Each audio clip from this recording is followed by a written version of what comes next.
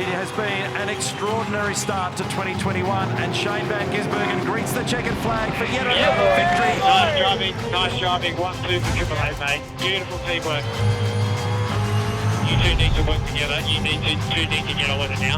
You need to tell Jamie we need to get on with it now, or we're going to get fucked. So both cars need to go. So we've got a huge battle going between the teammates from Red Bull. Oh, have they got enough length there? They can't couple. He's too far in. Oh, dear, that's costly. 2nd year in a row.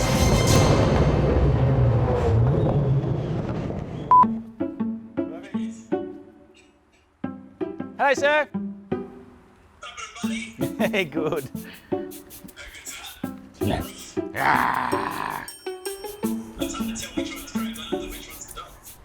Yeah, we're both grey.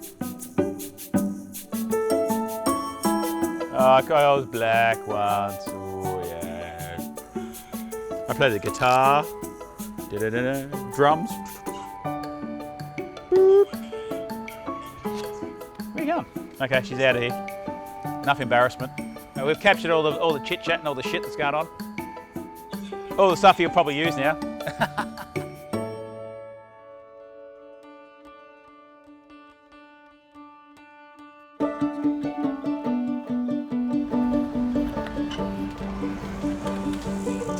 ...2021, a year of evolution for Triple Eight race engineering, with a changing of the guard well in progress. Hello. Joining Triple Eight in 2005, Craig Lowndes played a key role, delivering enormous success for well over a decade, and remains an integral part of the team.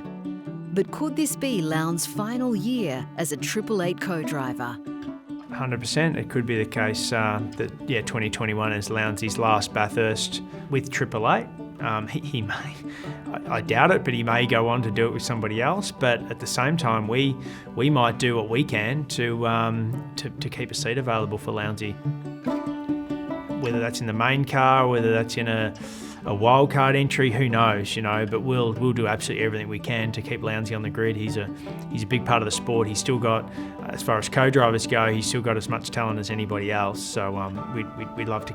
I think that the supercar fraternity would love to keep him around for a little longer. I go everywhere with my own camera crew. Why not? We're here at the workshop.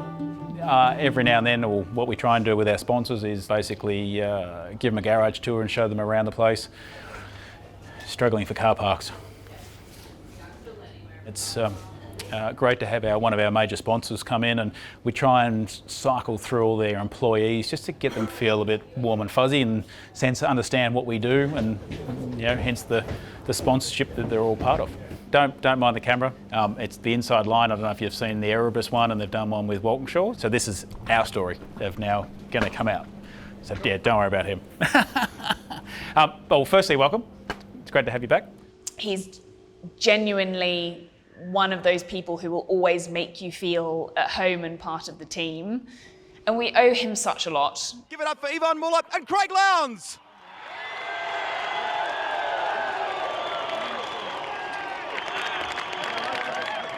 Great guy, a mini Peter Brock.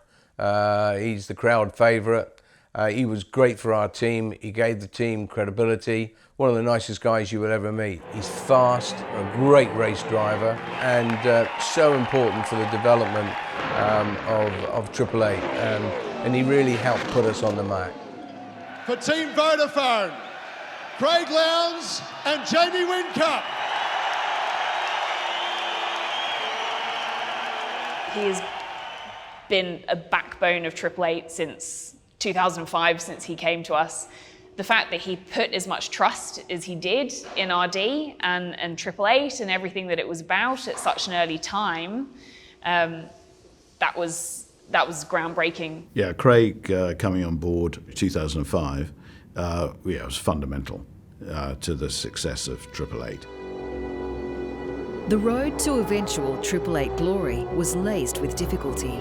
After becoming a superstar with the Holden racing team, then jumping across to Ford, Craig's 2-year stint with 00 Motorsport and further 2 years with Ford Performance Racing fell way short of expectation. There was no surprise, I suppose, At the end of 2004, when I was obviously based in Victoria with FPR, and then of course Roland rang up and said, look, we want to get you to come across. And when I walked through the team originally, you could see the bones of what he was trying to achieve and everything else. I just had to convince him that we were going to be able to provide him with a car to do a better job.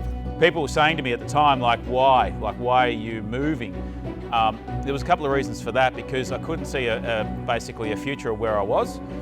And Roland was opening up basically the door to everything and anything that, he had the passion to create a mega team.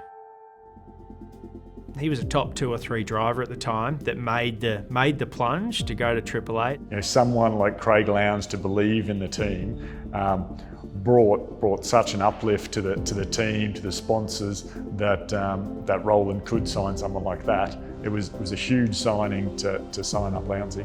But it's been a perfect start to the season. It's a 1-2 for Stone Brothers, and well done Craig Lowndes, he's on the podium as well. In their first race together at the Adelaide 500, Triple Eight and Craig Lowndes scored a 3rd place on Saturday and backed up with a 2nd place on Sunday. He is back on the podium at the Clipsal 500 for leg 1. Please welcome former champion Craig Lowndes.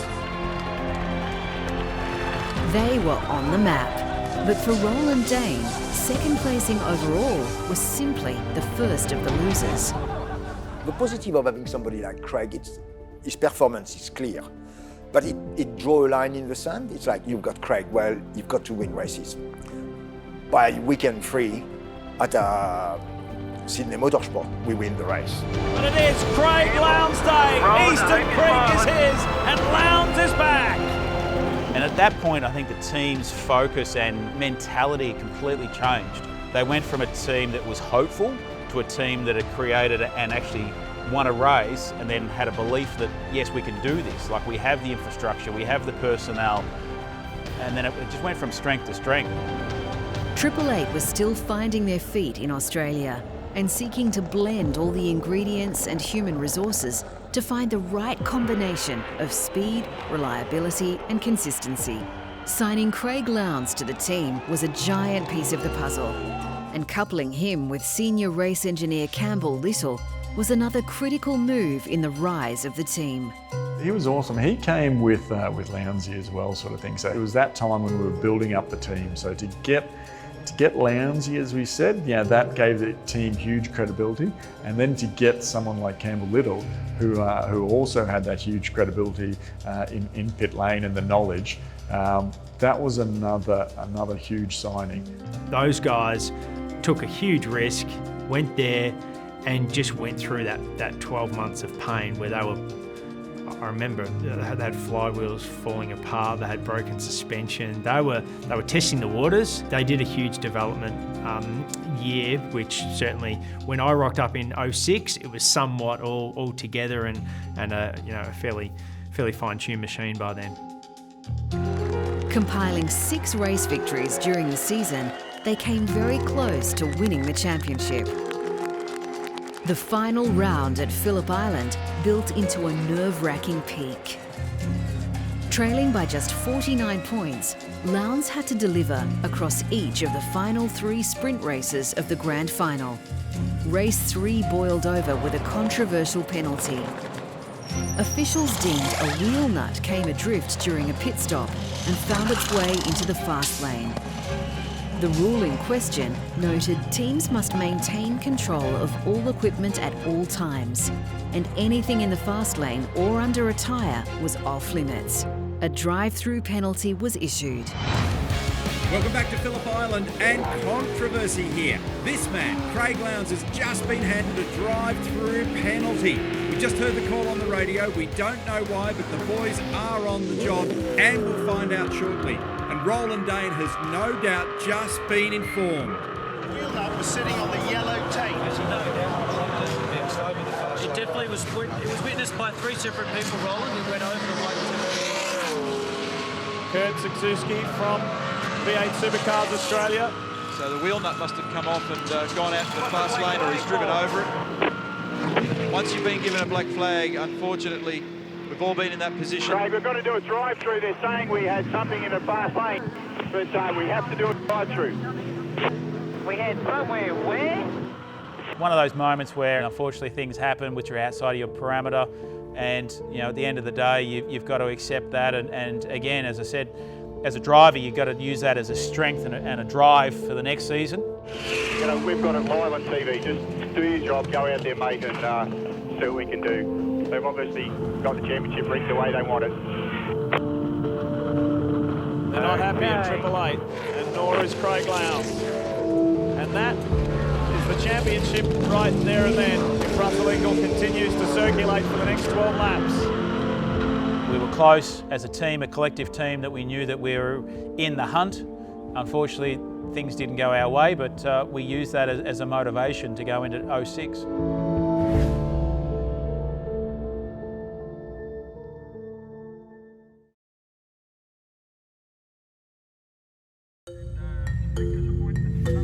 Craig Lowndes' journey towards becoming an Australian sporting icon was laced with some very special moments. At a professional level, it was the Holden racing team that first recognised Craig's rare driving talent. In 1994, at just 20 years of age, his drive in the Bathurst 1000 stunned the industry. And he's got it! He's put one on him up the hill. I didn't think it was possible. Holden racing team, plenty of cheers and clapping their hands. Second overall today, and the Rookie of the Year, no doubt about it, 20 years of age, Craig Lowndes, second at first time at Bathurst. Confirming his exceptional prowess, the rookie then backed up in 1995 with the Bathurst 1000 pole position. A lot of pressure on young Craig Lowndes. He'll have heaps of it on. He'll probably try and run like a scalded cat this morning, but he'll have a couple of old hands to keep him in check. They're off, they're racing. Then, incredibly, in 1996, his debut year as a full-time driver, Lowndes, as an all-new junior force of nature in motorsport, claimed the championship after a stunning year and the Bathurst 1000. Craig Lowndes and Greg Murphy, the victors! Well, I think before we go to 96, you've got to go back a couple of years when I first joined the team as basically a rookie and a co-driver in 94, 95. And that period of my life, I did a lot of testing, did a lot of stuff behind the scenes, which no one really knew about. So when we got to 96, I hit the ground running. Lowndes and Crompton share the honours. Who will it be as they rocket into turn number one? It's the kid again with the hold shot. Lowndes' fever caught on to such an extent, the talk was this youngster from Victoria could even be the next big thing in Formula One. Step one on that journey was International Formula 3000 in Europe in 1997. That's when the toast of Aussie motorsport suddenly hit the rocks. Completely off at the first corner. It's in the barriers. That is the Australian. That's Craig Lowndes. Somewhat naive to living away from home and the rigour of European racing, those rocks came in the form of a straight-talking team owner, Dr. Helmut Marko, and a brutal Colombian racer who later became a Formula One, IndyCar and sports car superstar, Juan Pablo Montoya. Defeated and heavily laden with debt, Lowndes returned to Australia. Fortunately, Craig picked up where he left off, dominating the newly formed V8 Supercars Championship. Well, it's so good because, a lot of people say, as a young kid, he came in and won the series in the first year. But if there was ever any doubt in anyone's mind, it's completely erased now. His winning ways continued, scooping up the championship title in 1998, and then again in 1999, despite one of the most frightening incidents of his career. All right, the revs rise. Get ready. This is race 2 of 3. Lowndes on the inside, Skate from the outside. Will he enforce and get a good jump? Away we go. And Lowndes bombed him down. Look through the middle. It's back. Rather bright, yeah. And Stephen Richards the outside. Oh, that was a bright. Oh, look at this. Look at that. That's so no. Who's got the HRC car? Craig Lowndes. Oh my goodness me. That's a nasty. Craig Lowndes, car 1, our championship leader. You could see there was a contact there between two cars. It set off a chain reaction.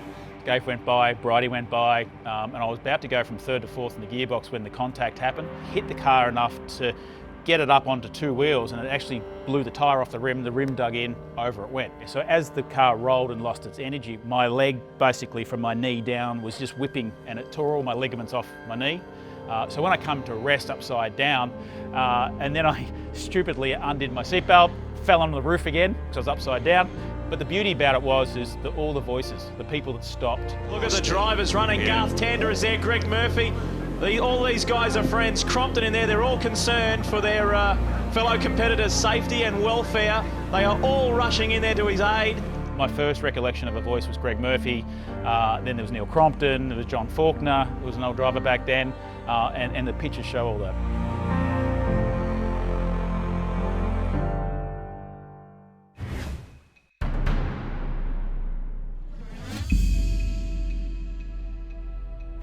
By the end of 2000, Craig was a fully fledged Holden hero. Deeply embedded within the Holden racing team, he'd claimed 3 V8 Supercar Championships and become the youngest driver to win at Bathurst. But despite what looked like harmony from the outside, all was not well within the camp. Totally oblivious, fans, the media and competitors were unaware Craig was manoeuvring to jump to Ford. With mixed emotion, he turned to Peter Brock for advice.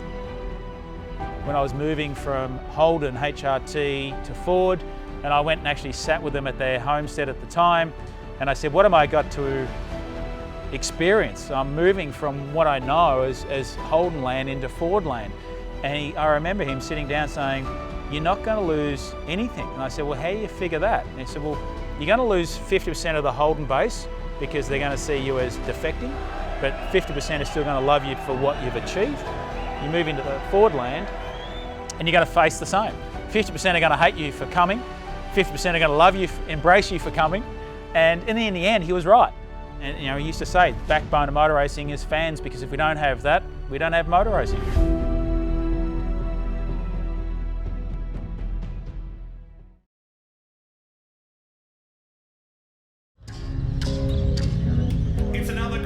Darwin Winter's Day here.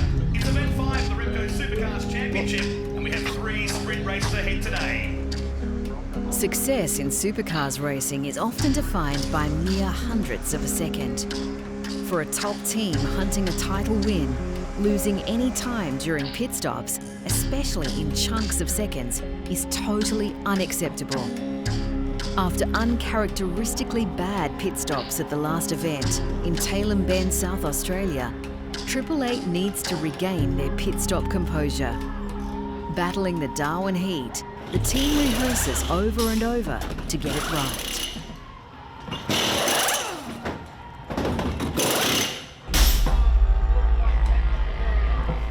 The annual Northern Territory visit is one of the most popular on the supercars calendar for competitors and fans wanting to escape the midwinter cold in the southern states. The Hidden Valley event also celebrates the Indigenous round, with special liveries on the cars honouring First Nations culture, and a week of community activities conducted throughout Darwin and across many parts of the Northern Territory. 1, 2, 3. Awesome, thanks very much, guys. When the supercars come to town, Darwin celebrates. Signing session in Darwin, good old Mindle Beach. So good to see the crowd back, finally.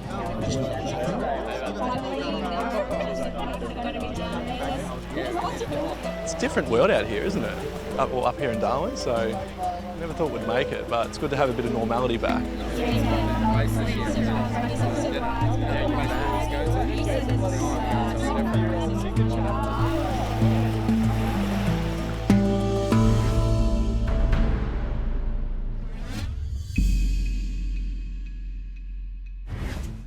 In the high-performance environment of the Triple Eight garage, Jamie Whincup and Craig Lowndes' approach to life and racing could not be further apart.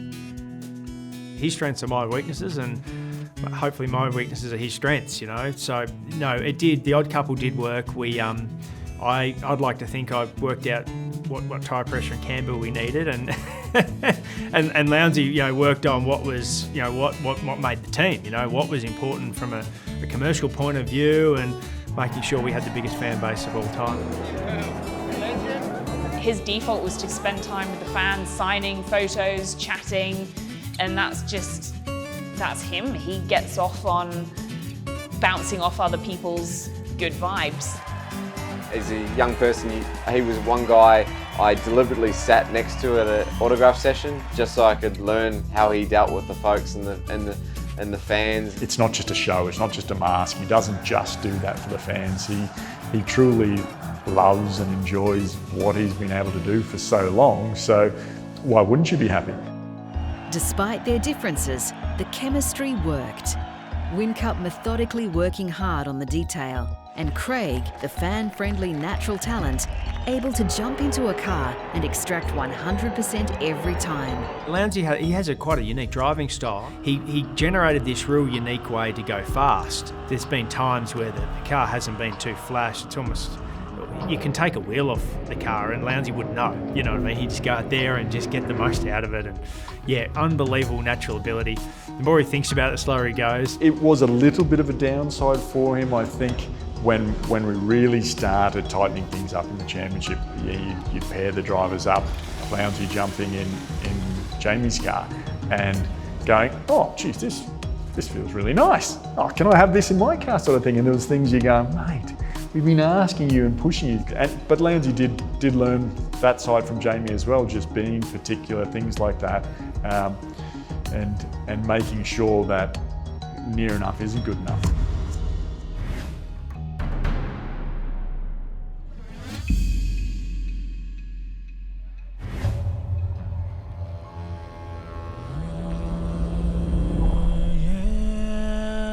Race 12 of the Repco Supercars Championship. It's coming to you from this beautiful location as we get set to go lights out.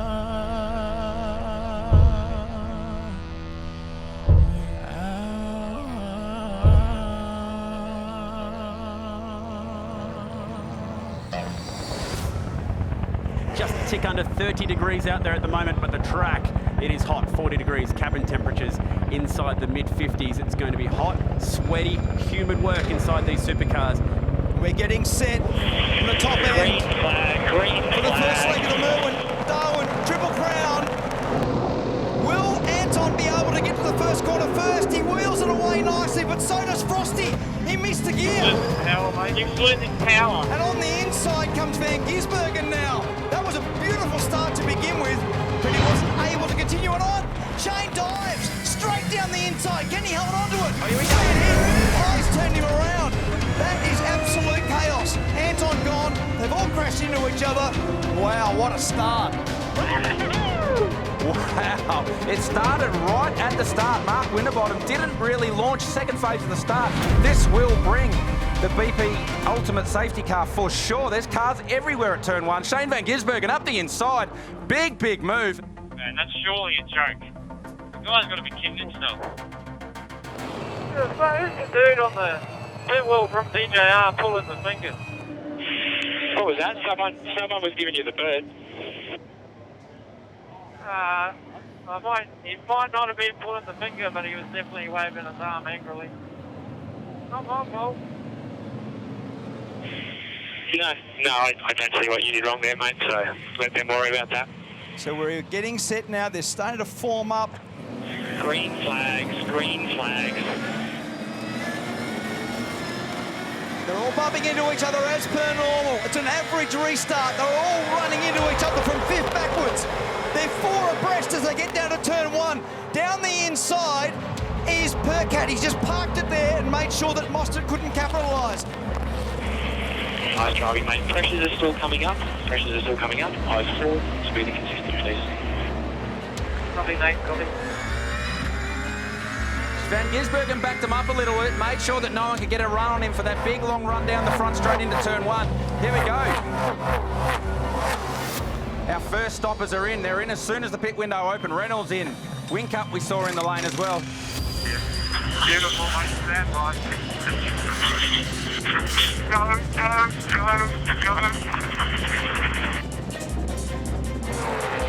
So Van Gisbergen continues to lead from Mostert, Percat, Waters, and Jake Kostecki. And in Mostert goes.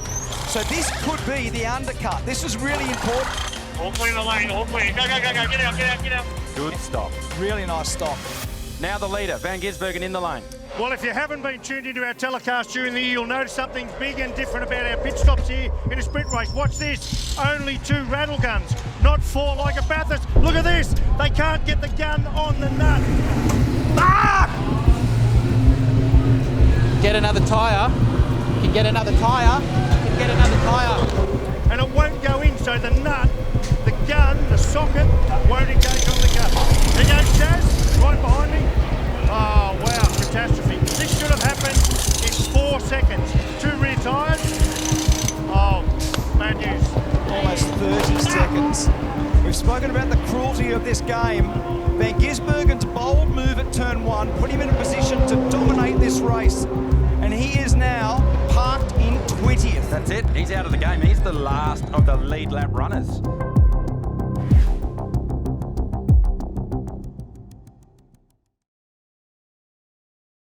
We now take you direct to Bathurst for the official telecast of the 1972 Hardy Ferodo 500. Peter Brock is regarded as a motorsport racing king, a legend, a man of the people, a driver with a natural gift, and the victor at Bathurst an incredible 9 times. He was also very close to the Lowndes family. Frank Lowndes, Craig's dad, was a leading mechanic with the original Holden dealer team in the 60s and 70s. All my early memories of running around the back of Sandown as a 8-9-year-old, being probably a pain in the arse, and meeting Peter because my father worked for him. My dad actually did his apprenticeship under Harry Firth, built a lot of Peter's cars. So Dad was a very strong connection in that way. Things that people may not know is that I actually went to the same high school and we played in the same football club growing up. So not only were we teammates in that sort of era, but we used to go to Diamond Creek and used to have football reunions and other things outside of motor racing that was very connected with us. Peter Brock's untimely death after a crash contesting a road rally in Western Australia in 2006 was initially met with widespread disbelief and then nationwide shock. For the motorsport industry and those closest to Peter, the moment the news hit home is unforgettable. I remember the phone ringing off the hook just profusely, just constantly ringing. And it was literally, the rumour started getting out. There was no confirmation at that point, but then you turn on the news and then it started to become basically not only not a rumour, but factual. So for Peter, thank you very much for truly enhancing our lives. Thank you for the joy you gave to so many. Thank you for being such a great bloke and a great Australian.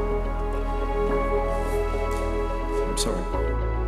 Brock's passing and state funeral touched the nation, and grieving fans came to Bathurst in their thousands, only weeks later, to pay tribute to the King of the Mountain. The constant media theme linking Lowndes as Brock's protege created a lot of noise and undue pressure that had to be managed. I think the emotions hit me at the start of Sunday morning when I drove the Tirana around the circuit. I was in my race suit, which actually carried the Ford logo, driving a Holden product, going across the top of the mountain with the roar of the crowd, to park the cars up on pit straight, to have Bev come up and just give me a hug and basically tell me that Brock's with you today and he'll be proud of you no matter what, which I really haven't sort of shared too much of. Then really started to hit me walking back to the garage. When I got back there, I was tearful. Roland's looking at me saying, we'll put Jamie in the car to start the race. And I said, no, I want to start and finish this. This weekend has been all about farewelling the great man, Peter Brock, the friend and mentor to Craig Lowndes. This will be a huge outpouring of emotion. 10 years in the waiting. Lowndes and Whitcup do it. That is an incredible motor race. Unbelievable. Campbell Little is in tears. You can imagine. And Whitcup, fist pumping on the wall. Lowndes has done it on the day he farewelled his friend. Claiming the inaugural Peter Brock Trophy with the 2006 Bathurst win was serendipitous and the start of an incredible string of victories, a three-peat at Mount Panorama, with Lowndes taking the top step of the podium again in 2007 and 2008 to cement himself as the people's hero and heir apparent to the Bathurst throne. That was groundbreaking for the team. If we hadn't had Craig, would we have got our first win? Would we be on the number of race wins that we're at now? No, of course not. Would we be on the number of Bathurst wins that we're on now? God, no. Would we have got Bathurst three-peat? Probably not. So Craig has been one of the most important people to Triple Eight, so much wider than just being a driver. Bathurst has always been the iconic race to win. You talk to Jamie, and no doubt you probably have, he thinks that the championship is more high on the pedestal because it's over a season, it's over consistency, blah, blah, blah, but Bathurst was always the one for me.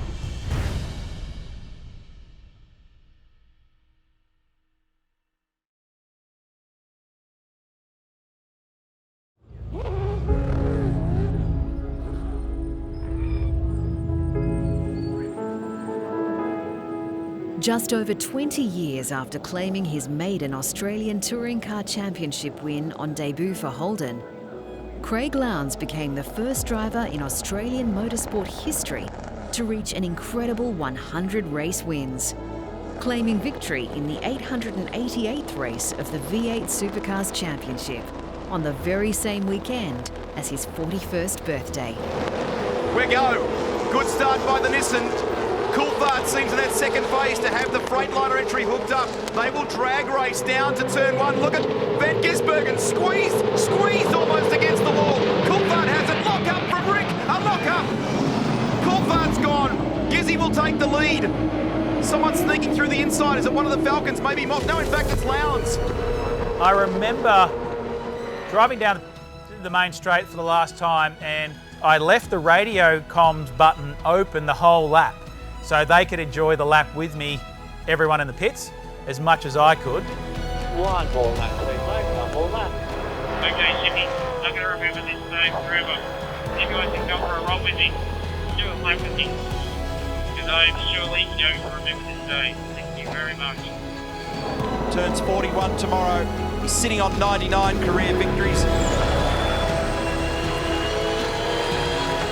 One of Australia's most popular characters. Look at the crowd. Thank you very much, Jimmy. Thank you very much. You checkered flag, buddy. You UNCENSORED.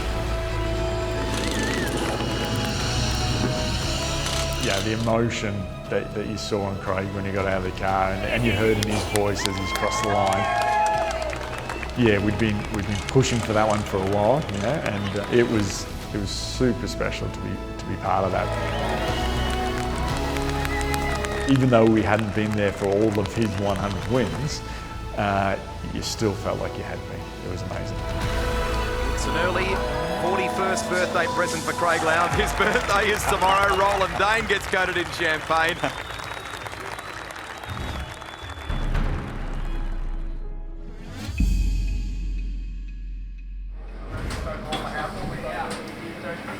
So we're all set then for race 13 of the Repco Supercars Championship, fifth stop of the calendar. We've been racing away since March, February. Earlier in the year, it all started at Mount Panorama, and here we are in beautiful Darwin in the Northern Territory.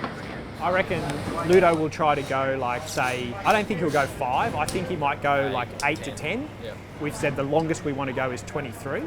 Yeah, take right? 3. And we'll, like if we get to 16, and they haven't stopped, then we've got to look at being the aggressor. Yeah. Yeah, absolutely. But you know what the best strategy is? Yeah. Get a start. Yeah, just remember how you did that one. My experience, fast cars win races. Thanks, mate. Yeah. We're getting set in the top end. He gets away reasonably well, there's not much in it. They're very, very equal. Can he stay there? We know Van Gisbergen's aggressive, he's marched him across, he's moved him across, and he's got there. Van Gisbergen takes the lead, 4 abreast, and Wingard, can he get around there? He stays on board, well done. Oh, 3 wide, Wingard trying to get around the outside, Winterbottom. He lost the rear in the mid-corner, that's back them right up. Both the shell cars took advantage of that. It looked like it was going to be Whincup and Winterbottom, second and third.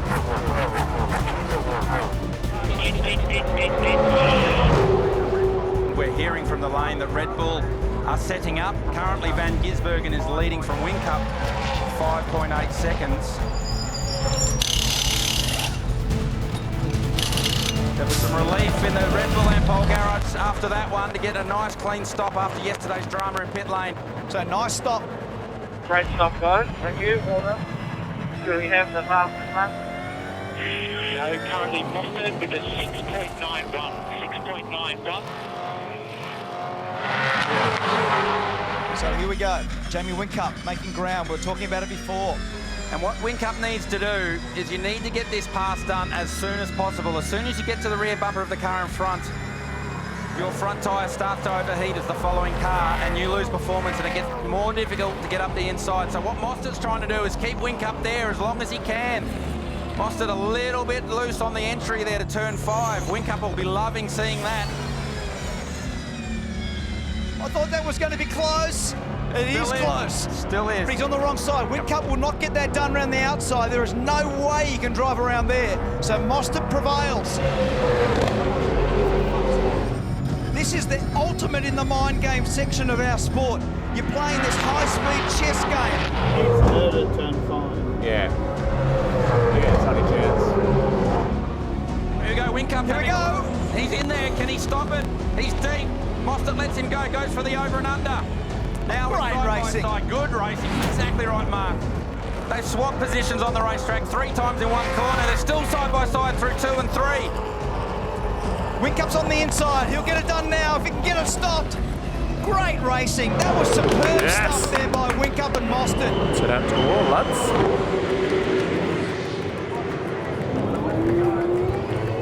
Yes, finally got another one. Fuck me, it's been too long. Van Gisbergen. Superb. Absolutely superb. 7th win of the year. Yeehaw! Yeah, brother. That's how it's done. Thank you, mate. Awesome. Oh, yeah. Nice one, guys. Thank you. Great pit stop. Great car. Let's do it again with Bravo.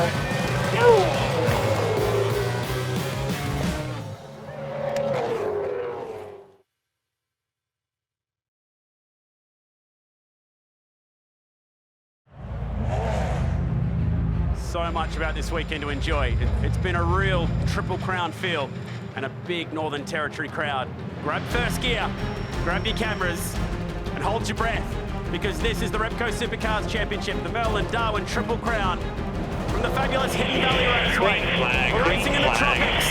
We're about to bring the noise of the supercars. 26th them on the rev limiter. Red lights on and we are racing. Davison versus Shane Van Gisbergen, and once again, Van Gisbergen is just so clutch, and he gets the job done. That was a superb start. The initial jump was very equal. Big slide, Whincup right out of the dirt, alongside Percat. He loses 2 spots, it might be 3 spots, because Scott Pye and Mark Winterbottom now trying to capitalise. That came from Courtney. James Courtney aggressive at the exit of turn 1, shoving the former champ high and dry. And the dust flies between turns 5 and 6 up through the valley. Just about every single panel on that 88 has copped a whack so far in the opening laps. The games begin down the front straight, Pye on the defensive. And now it's his chance to get the elbows out.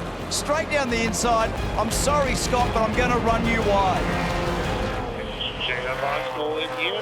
2 cars, Perkin and Courtney, about them pretty hard. He might open for opportunities. Whincup once more. He's got his side sets on Percat. And again, the aggression comes through down at turn 1. That's impressive pace. Really impressive pace. He drove the inside line and still come off the corner better than what Percat could. Great move. Well done. Keep looking for air as well if you can. At what point do they blink at Red Bull and Pole Racing? Is this the lap to bring Whincup in? Out of this traffic, get some clean air. Okay, pit. Officer Courtney, pit. Whincup right in behind T. Pasquale. Beautiful. Just to see how these go. There's been a couple of little glitches in the pit stops for the top teams this weekend. That's a pretty nice stop. Oh, he stalled. That's over and out. Yes. Come so, on. A little bit too much throttle percentage. Easy to do. supercars are hard to drive away under any circumstance. Maybe a little bit closer to Turner. Watching the Turner, so get him. Last lap here for Shane Van Gisbergen, the champion in 2016. To the wall, lads. He's going to take a big step forward once again. Is he heading for the title in 2021? SVG gets it done in the tropics. Yeah! Woohoo! Yeah! Awesome job, guys. Those last 6-7 laps, man. I love that. Awesome drive. Thank you.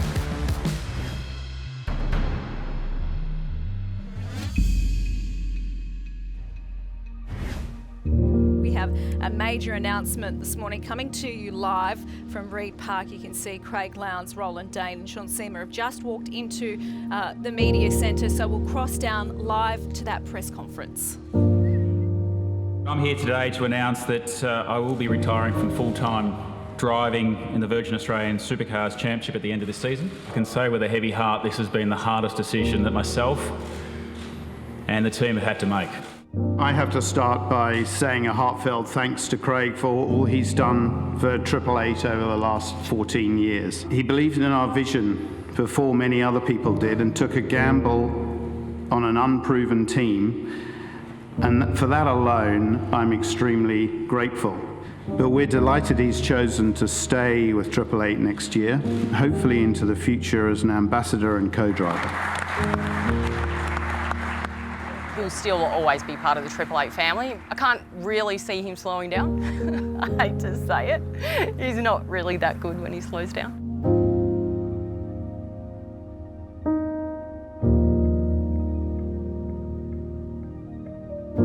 He's been fantastically loyal to Triple Eight and has been one of the team for so long now. It'd be hard for me to ever imagine him not being around in some shape or form. I would love Craig to always be part of Triple Eight. We talk about parts of the furniture in Triple Eight, and he's well and truly part of the furniture. Even when he chooses to hang up his helmet, I really hope that he stays on with the team in some capacity. Not only because he's a big commercial asset, he brings so much value to the team just through being Craig Lowndes, but because he is such a valued member of the family. And I honestly can't imagine not having Craig walking into the workshop every fortnight or whatever it is that he comes in just to say hi and annoy us and move everything on my desk or turn my screens upside down or take the battery out of my mouse or any of the other annoying things that he does. But I can't imagine Triple Eight without Craig. Come on. Come on. Do you want two competitive drivers? Do you want everybody to be pushing everybody to the absolute limit? It's tough battling your teammate because you can't do the usual lunge because contact. They bumped again! They bumped again, now he's going to get alongside! I don't want him happy. It's a bit of a shame because I loved always battling him until I joined the team, then we couldn't really battle like that anymore. Tell me what I did wrong by that. Nothing. We're a team. Listen to your teammates. When we don't work together, you don't always get the results.